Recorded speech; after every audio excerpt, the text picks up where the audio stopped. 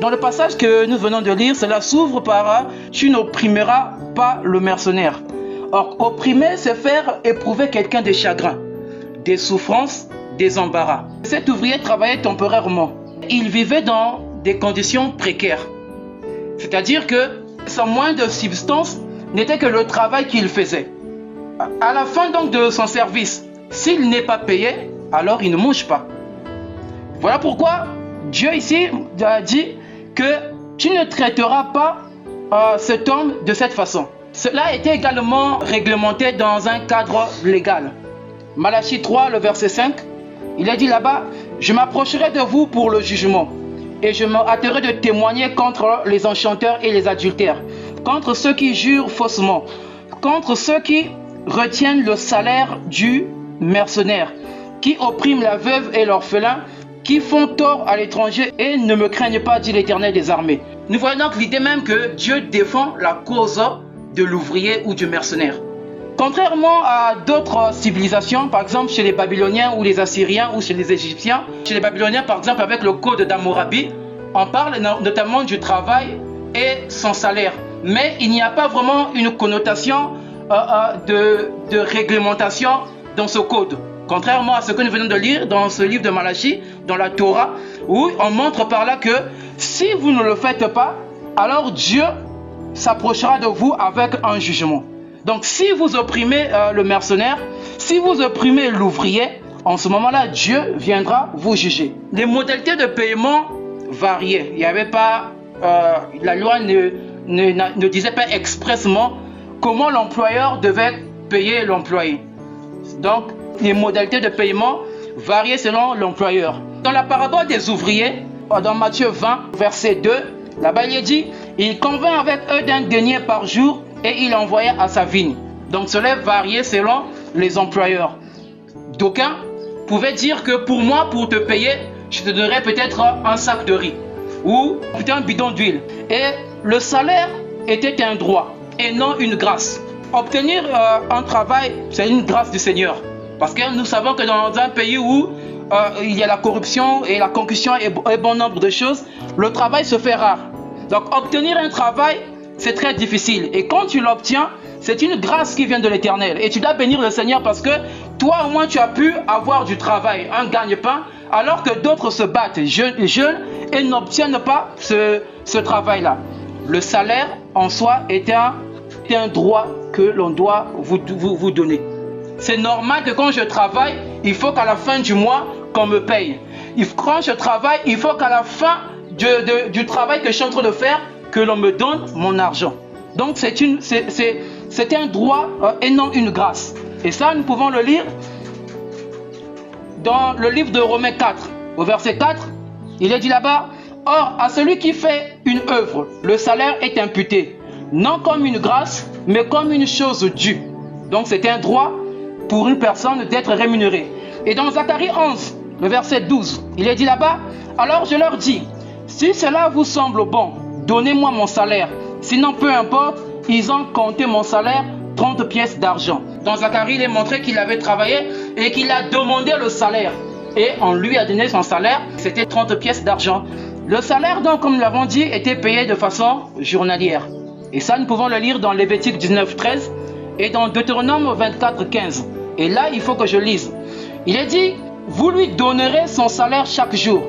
Payez-le avant le coucher du soleil. En effet, il est pauvre et il en a vraiment besoin. S'il vous accuse devant le Seigneur, vous serez coupable d'un péché. » Donc, nous voyons que c'était donc très important de pouvoir payer. Le travail procure une meilleure vie. Celui qui ne travaille pas n'aura pas une bonne vie et n'aura pas donc la joie, parce que le salaire procure la joie. Et cela a été déjà mentionné dans l'Ancien Testament. Dans Ecclésiaste 40, au verset 18, là-bas il est dit, « L'homme indépendant et le travailleur ont la vie douce. » Et dans Job 14, verset 6, il est dit, « Détourne de lui les regards et donne-lui du relâche pour qu'il ait au moins la joie du mercenaire à la fin de sa journée. » Donc nous voyons que le salaire procure la joie. Donc il est très important pour nous de travailler. D'ailleurs, l'apôtre Paul de dire dans 2 Thessaloniciens 3, il dit là-bas que celui qui ne travaille pas ne mange pas non plus. Donc le travail est très important. Et un chrétien n'est pas un paresseux. Un chrétien, c'est quelqu'un qui travaille. Et nous devons toujours faire quelque chose. Nous ne devons pas être oisifs, rester à la maison et ne rien faire. Mais il faut travailler. Et Dieu bénira les fruits de nos mains quand nous serons là à travailler. Le sort de l'homme, c'est donc une lutte en soi. Nous devons donc lutter tous les jours. Si tu ne luttes pas, tu mourras de faim. Et personne ne pourra venir t'aider. D'ailleurs, aujourd'hui, chacun vit pour lui. Il est incapable de pouvoir aider son prochain. Et ça même, si nous trouvons ça dans le milieu chrétien. Il est difficile même pour voir qu'un chrétien pouvoir aider son frère. Ce qui n'était pas le cas dans l'église primitive, où les indigents n'étaient pas remarquables, où les pauvres n'étaient pas remarqués. Et dans Job 7, le verset 1 jusqu'au verset 2, il est dit, le sort de l'homme sur la terre est celui d'un soldat. Donc, notre sort est semblable à celui d'un soldat. Et nous devons donc travailler. Et vous savez comment est le soldat? Le soldat est un travailleur. Le soldat, c'est quelqu'un qui se réveille tôt. C'est quelqu'un qui va au front pour combattre. Et nous également devons nous comporter comme des soldats. Cela n'est pas seulement l'apanage des jeunes. Cela également est l'apanage de vieillards. Rappelez-vous, j'ai dit que c'est tout homme. Donc les vieillards aussi se devaient de travailler afin de pouvoir subvenir à leurs besoins, afin de pouvoir avoir un salaire. Et ça, nous pouvons le lire dans Juge 19, le verset 16, il est dit, « Et voici un vieillard revenait le soir de travailler au champ. Cet homme était à la montagne d'Éphraïm. Il séjournait à Gilbéa, et les gens du lieu étaient benjamites. » Donc nous voyons que ça touche toutes les couches de l'homme. Dans la Bible, nous avons deux types de salaires. Le mistos, c'est le salaire qu'on rémunère par la paye d'un travailleur. Mistotos, donc celui qui est rémunéré journalièrement. Et par là, nous comprenons que Dieu lui-même se fait l'avocat du pauvre. Dieu écoute le cri de l'ouvrier qu'on a trompé. L'employeur qui opprime également son salarié, quand il crie vers le Seigneur lui écoute. Et quand le pauvre n'a personne, Dieu devient sa défense. C'est pourquoi l'exploitation du pauvre n'est pas seulement une injustice humaine, mais c'est une offense directe à Dieu. Et ça, nous pouvons le lire dans Proverbe 14, le verset 31. Il est dit là-bas, « Opprimer le pauvre, c'est outrager celui qui l'a fait. Mais avoir pitié de l'indigent, c'est l'honorer. » Donc nous voyons que quand nous sommes indigents, quand nous sommes pauvres, alors le Seigneur écoute le cri du malheureux. Le Seigneur vient en hâte pour sauver l'ouvrier.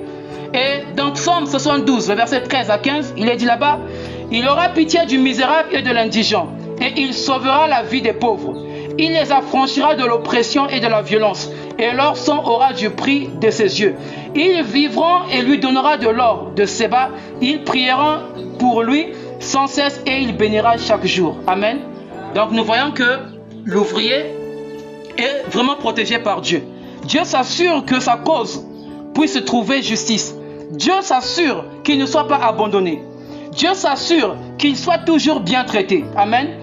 Et les pauvres, ici il ne s'agit pas simplement les pauvres en argent. Parce que Dieu en réalité s'en fout d'un croyant pauvre ou d'un croyant riche. Dieu, ce qui l'importe, c'est le Saint-Esprit dans le croyant. D'ailleurs, Lazare était bel et bien parti au ciel, mais on l'appela le pauvre Lazare. Donc, Dieu s'en fout carrément de l'argent que nous pouvons obtenir. Et ce n'est pas parce que quelqu'un est béni financièrement que cette personne a réellement Dieu et que celui qui n'a pas d'argent n'a pas Dieu. Donc nous devons être pauvres en esprit. Non, ce n'est pas seulement pauvres en argent, mais pauvres en esprit. Et si nous sommes pauvres en esprit, alors le Seigneur veillera à ce que nous puissions obtenir la richesse qui vient de lui. Amen. Il se peut que hier vous avez travaillé seul. Rappelez-vous que nous avons dit que les ouvriers travaillaient dans un champ. Et il s'arrivait qu'ils pouvaient travailler seuls. Mais quand on travaille seul, le salaire il est moins. Mais quand vous travaillez à deux, en ce moment-là vous avez un bon salaire. Amen. Il se peut que hier, en tant qu'ouvrier que vous êtes, n'oubliez pas que les ouvriers, c'est vous également. Nous sommes, les croyants sont des ouvriers. Il se peut que hier, vous avez eu à prier seul. Vous avez eu à invoquer l'Éternel seul. Pendant tous ces mois qui se sont écoulés, vous n'avez pas vu la main de Dieu. Parce que hier, vous avez travaillé seul. Et vous n'avez pas pu obtenir des grandes choses. Le Seigneur te dit ce soir qu'il est descendu pour être à tes côtés. Parce que si vous êtes à deux, le gain est beaucoup plus colossal. Et donc Ecclésiaste 4, au verset 9, il est dit, 2 valent mieux que 1, parce qu'ils retirent un bon salaire de leur travail. Donc, hier, si tu as prié sans le Saint-Esprit, hier, tu as prié sans pourtant l'ange soit à tes côtés, sans pourtant que le Seigneur te guide, sans pourtant que tu fasses des choses selon avec Dieu. Tu es allé seul, mais tu as obtenu que l'échec. Ce soir, l'Éternel te dit, allons ensemble, prions ensemble, et tu verras les résultats. Et donc, nous devons aller avec le Seigneur. D'ailleurs, c'est ce que Ephésiens 6, 18 nous dit. Il dit là-bas, priez sans cesse. Faites toutes vos prières et vos demandes par l'Esprit Saint. Amen. Si vous connaissez vos droits, vous ne vous laisserez pas opprimer par Satan.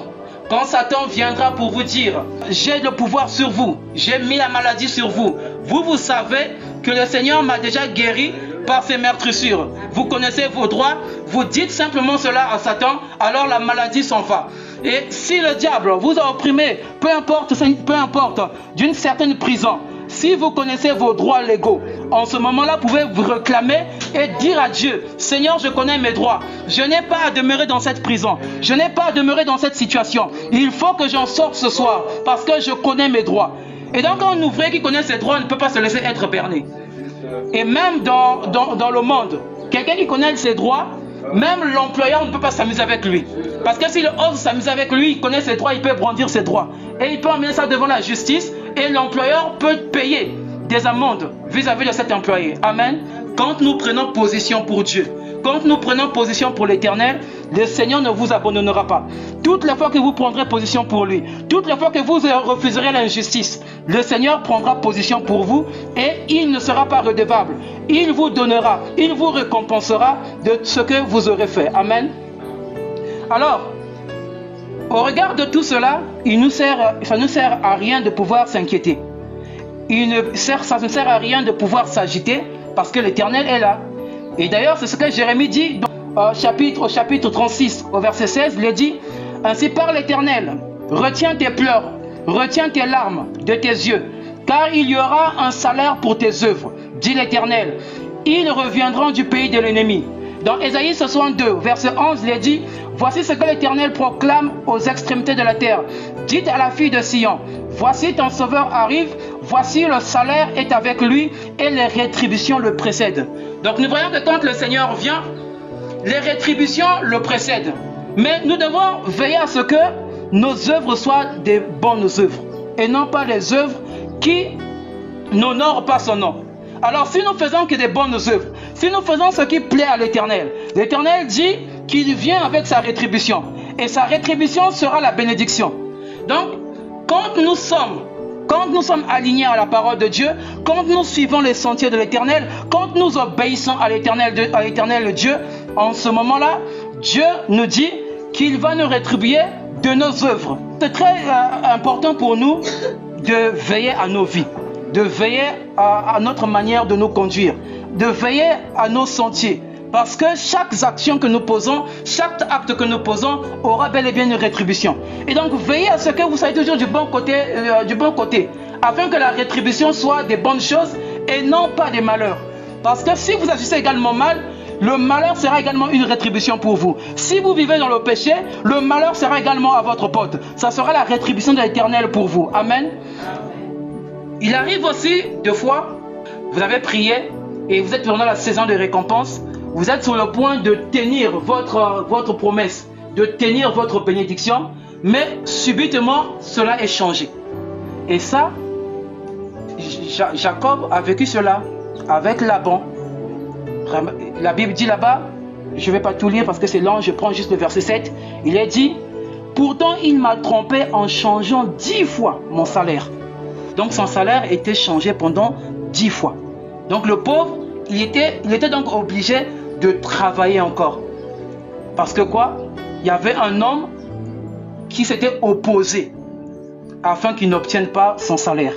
Et nous pouvons aussi avoir dans nos familles des gens qui peuvent s'opposer, dans nos quartiers, dans les lieux que nous travaillons, dans les milieux que nous vendons, des gens qui s'opposent afin que vous ne puissiez pas obtenir un salaire, un bon salaire. tu travailles, mais tu as l'impression que tu ne travailles pas. Ce que tu récoltes comme bénéfice, c'est moindre, tu ne te retrouves pas. Il faut que tu payes le loyer, il faut que tu fasses ceci, cela. Mais ce qui te reste, avec le travail que tu fais, tu as l'impression que tu ne fais absolument rien. Tu veux même abandonner. Tu veux même dire qu'il est préférable pour moi de rester à la maison et de ne plus rien faire parce que là, je suis en esclavage. Je suis utilisé. Mais la Bible nous dit, on doit être comme des fourmis ou comme le diamant. Amen. Les fourmis, pourquoi les fourmis? Parce que la Bible dit dans le livre de Proverbes 30, le verset 25 à 26, on montre que les fourmis c'est un peuple sans force, qui prépare en été leur nourriture. Et on montre par là que les diamants est un peuple sans puissance, mais qui place leur demeure dans les rochers. Donc quand nous ne nous retrouvons pas, quand nous sentons que nous sommes sans force, nous ne pouvons pas défendre notre cause, nous ne nous retrouvons pas dans ce que nous faisons, nous nous retrouvons comme sans force, nous nous retrouvons comme sans puissance. Alors, il faut maintenant, en ce moment-là, invoquer l'Éternel. Le Seigneur est celui qui donne l'abondance et qui donne également la disette. Il dit qu'il n'arrive aucun malheur dans une ville sans que lui en soit l'auteur. Donc, si vous pouvez simplement prier de la bonne façon, le Seigneur viendra à votre rescousse. Et dans Psaume 109, au verset 22, il est dit: je suis malheureux et indigent, et mon cœur est blessé au-dedans de moi. Donc quand vous êtes blessé au-dedans de vous, allez tout simplement vers les rochers comme les diamants. Allez vers le rocher des âges, qui est autre que Jésus.